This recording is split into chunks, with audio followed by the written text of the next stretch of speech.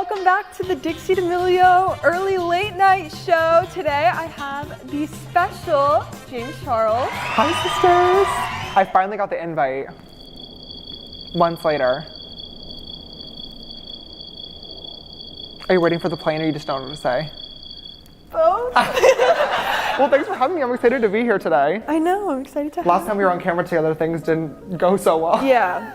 So, dinner with the D'Amelios. Yeah. My respect for James. Through the roof. You know, getting those comments was, like, I of course love when people are like, oh my God, we love James, we stand James. But I hated that I was getting those comments at the expense of you guys. Like, it was that whole situation was so frustrating. It's good when it's good on you. Because when the video first came out, I was getting all the love. So everyone was like, Dixie's parents are so mean. They hate her. So everyone was like, love for Dixie, whatever. And then it just switched. It flipped hardcore. It was really weird. Like the whole situation, obviously the dinner was such a good time. Like the food, in my opinion, was absolutely incredible. I probably have a little bit more of a vast taste palette than you and Charlie maybe, but that's fine. You guys are a lot younger. Also, like, I said the same thing because I got paparazzi'd when we went to Boa a few weeks ago for our family dinners all together. We got paparazzi'd outside and the paparazzi were like, James, what did you think about this whole situation? And I'll say the same thing now that I said then. The whole thing definitely got taken way out of proportion. I can see why, however, from the public's perspective, why it turned into what it did, but I don't think the reaction should have been as harsh. The situation between me and Charlie with the whole followers thing, like, was an innocent joke. Like, I was not calling her out, I was not dragging her. It was just a simple, like, joke. And also, like, think about it this way, right? If you're like a restaurant, for example, say you're a pizza shop, okay? You're a pizza shop, and one day you sell 97 pizzas. Great. And your manager at the end of the day is like, good job team, good job staff, you killed all the pepperonis, all the sausages, all the cheeses today, we love you so much. You know, we beat our sales goal for today. Let's shoot for 100 pizzas tomorrow. That doesn't mean you don't appreciate the 97 other pizzas and customers that you sold to that day. It just means you're pushing yourself and your business to grow and to set a new milestone. There's nothing wrong with that in any way, shape, or form. So the whole situation was it was just dumb. And then your whole situation with the snails, like, I don't care if Gordon Ramsay put a snail in front of me. I'm not eating it. I'm not eating it. And I love Gordon Ramsay, I stan. And Chef Aaron May was absolutely incredible. I can't even believe you ate it in the first place. And what people don't know is reality television is, sorry to break it to you, it's scripted, it's planned, it's like you have a storyboard, because like that's how, nobody's gonna watch it if it's boring, hello. So the team was behind the camera telling Dixie to try the snail. She ate the snail, didn't like the snail, and therefore threw up the snail. Also, like, obviously your team was in control of the edit. Like, if that was a moment— I watched it before it went out. I was like, well, I think the point is everyone's content team or everyone's editors are of course looking out for their best interests, right? Like if you were, you know, if you snapped or were having a bad day or were actually being rude to somebody, your team is gonna see that and is gonna be like, cut that out of the video immediately, because they're gonna know that it makes you look bad. But that was kept in the video because everyone genuinely thought it was funny and everyone here knew that it wasn't an actual, you know, like shady moment. yeah. But regardless, I think this, once again, I think this is blown out of proportion, but I do think, although it sucked, it was a really, really valuable learning lesson for you and Charlie to understand that even if something is an innocent joke to you guys, or even if something feels, you know, fine behind the camera, you always have to be super, super cognizant of how the public is gonna react to something, because it might not be the same sentiment. And although this sucked, I think that you guys will definitely be more careful in the future of how you come across, you know, on camera, because obviously none of us ever want this to happen again. Definitely. But I'm just proud of you guys for handling it and getting out. And so what I think the problem with me personally that I need to work on is my sense of humor is very sarcastic, which does not come across on the internet. no, I mean, I'm very much the same way. Before we close this thought, I think one thing that you should know and be cognizant of is, like, you shouldn't be changing who you are for anybody. Like, if you're sarcastic and you have a dry sense of humor, you should absolutely continue being sarcastic, continue having a dry sense of humor, because there's a huge group of people out there, like myself and like many other people, who love that. Like you shouldn't apologize or change who you are. Just like if you understand it. Just understand what the public might think about it, and just figure out how to bring everyone else in on the joke, if that makes sense. So James. Yes. You are very successful in many areas. Thanks. And makeup. Yes. I want to talk to you about makeup and all that, but first my mom had a question that she wanted me to ask you. Okay. So do you like walk into a room and notice people's makeup and kind of observe it and question it? I definitely pay attention to everyone's makeup. I don't judge, that's for sure. But like I always like notice. I mean, it's my job obviously, so I'm always like staring at people's faces, observing. But like if you looked at, well, like when you looked at me when you walked in, before you did my hair and makeup, you like. Well, yeah, because you literally looked like that you were wet and then touched a toaster and got electrocuted. Your hair was literally, it looked terrible. No, I know. You looked fried. Burnt. Do you ever like give people advice if you see them, or you just kind of like, oh, that's cool? No. I mean, I guess that's for anything. If somebody asks, like, oh, like what could I improve on, or like how could I do my brows differently, like then of course I'll try to give some constructive criticism, but like I don't really do that like unwarranted. Everyone does their makeup in different ways, and regardless, like the whole point of makeup is feeling confident and feeling beautiful and expressing your art. So like, even like my definition of good makeup is not everybody's definition of good makeup. Somebody might feel the best they've ever looked and feel the most confident, and I'm not in any position to tell somebody otherwise, you know? Who's like your number one inspiration currently? For makeup, I have a few. I definitely think like as a cliche of an answer it is, I think Kylie always looks amazing. Her makeup artist Ariel is like truly one of the best of the best, and he just knows how to do a face so good. Like I always look at her photos and like, oh, like I don't know. Like the makeup look that I have on today, literally, did you see the video that she posted this morning when like her and all of her sisters, like the whole family like FaceTime people? So yesterday I was out to lunch and my phone was ringing in my purse, and I was like, oh, who's calling me? Pick it up and it's literally Kim Kardashian West FaceTime call, and I was like, what the heck? Like I was wondering who was making the calls. Yeah, it was Kim who was calling. And I was like, what the heck? Because me and Kim text every once in a while, but we've never FaceTimed. So I was like, what? Like, did her number get leaked? Like, is this hacked or something? And I answered it and I was like, what? It was.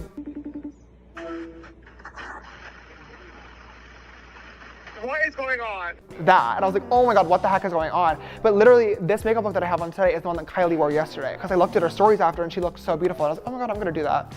It looks amazing. I don't know. You look gorgeous. Thank you. I just feel like her artist Ariel is really, really talented and always just has like a really good makeup. But in terms, like that's like pretty makeup. In terms of like creative makeup, I feel like Abby Roberts, love her the absolute most. She's incredible. Trying to think of people like off the top of my head that I just really, really love following. There's a bunch on Twitter, but yeah, I always love looking at other people for inspiration and stuff. Oh, there's a lot of videos of you on YouTube where it's like James Charles annoying someone for this amount of time, or someone annoying James Charles for this amount of time. Why are you like the headline of that? I think because, I mean, I started off my career like as a meme. Like from day one, like Flashback Mary, like the senior photos and stuff, like everything that I've always done has always become like senior photos, Flashback Mary, the Coachella photos, womp womp womp, like literally everything that I do like is memeable. And like that's part of like the marketing of like why I'm here still today. Like I don't mind it. It's like I like being a meme and stuff. So I just feel like I'm an easy target. You've obviously had a lot of highs and lows, and when you're at your lows, like, have you ever just wanted to quit and never go back? All the time. I mean, it happens, yeah, definitely.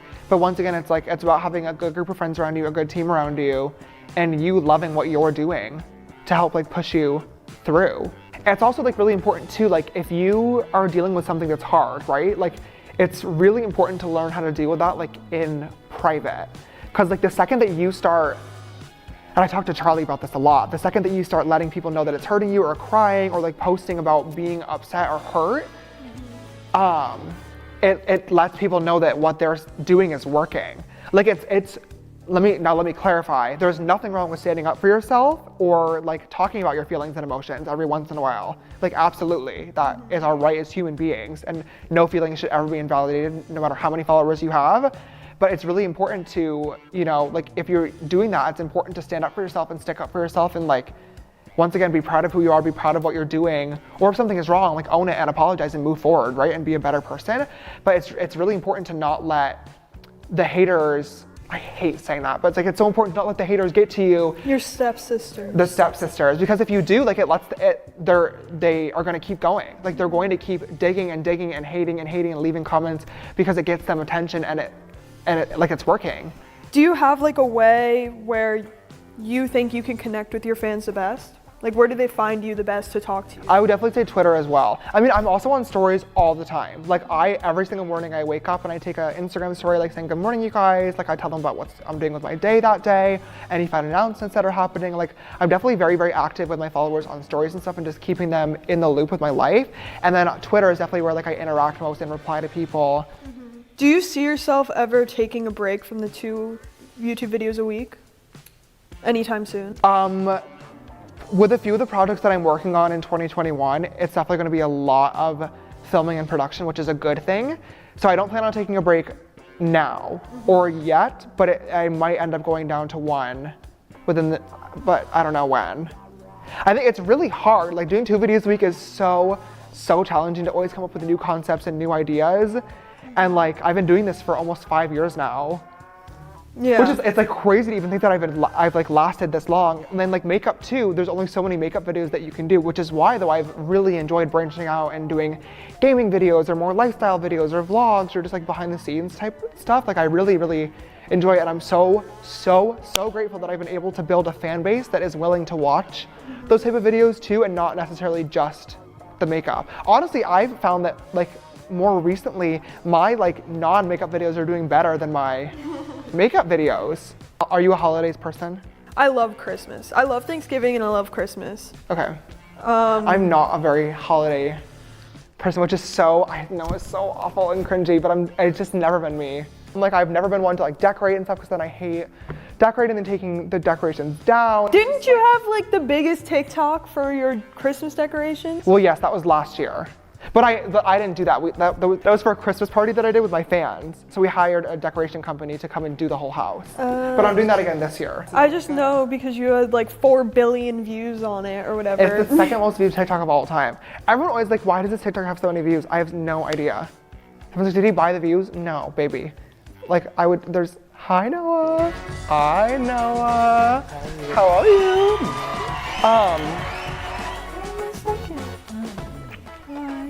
Where's my forehead kiss? So, I don't know if you saw Noah's YouTube video. What YouTube video? When he did a lie detector test. I only have 2 of them. I didn't watch this one. I didn't watch the second one. What was it? My intro video. Well, he did a lie detector test. Okay. And he has a crush on you. Oh. That came out in the test. Did you not see that? No? Do you have a crush on me? Maybe. Okay. No, I did a lie detector thing, and one of the questions was, "Are you sexually?" I don't know who asked I it. think your dad. Was it? I think so. Period. Please stand, Mr. Bat. He said, he's like, "Are you sexually attracted to James Charles?" And I said, "No." I'm like, James was a great friend, and then the guy doing the test said. Speaking of lie detector tests, I did a video, and I didn't say this, but Noah said if it gets 2 million likes, we have to do a lie detector test, so I'm doing that tomorrow. It got 2 million likes. That's famous. That is famous. What are you gonna ask each other?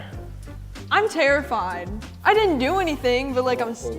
I mean, you should definitely ask, are you sexually attracted to James Charles again? I will. And see if the results are consistent. Because if they are, we might have a problem here. And by might have a problem, I mean we might have a problem. Mm-hmm. Do you have any fun questions for me since your girlfriend here didn't prepare much? How long is this video? I'm kidding. Are you sexually attracted? Imagine. Am I sexually? Everyone, oh my god.